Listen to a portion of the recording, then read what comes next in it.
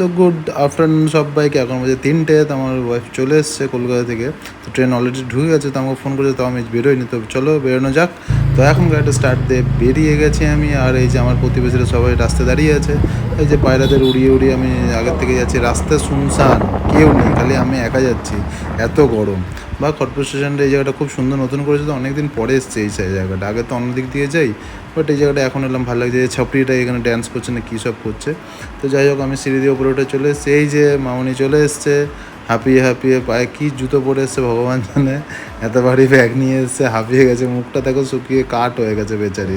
তো যাই হোক, আমি এখন ওকে দেখে খুব খুশি, ও আমাকে দেখে খুশি, বাট ওর ব্যাগটা আমি নিয়ে আমি আর অখুশি হয়ে গেছি। যাই হোক, ব্যাগটা রেখে দিয়েছি, ও হাঁপিয়ে গেছে, মুখটা দেখে বোঝাই যাচ্ছে। তো গাড়িতে উঠি, বাড়ির দিকে এগোনো যাক। তো এখন বাড়িতে চলে এসেছি, মিষ্টি কিনেছি ওর জন্য, তো বাড়ি দিয়ে দিলাম ওকে। বাবা, ভারী ব্যাগটাকে নিয়ে বাড়িতে ঢুকি। টাটা, পরে দেখা হচ্ছে।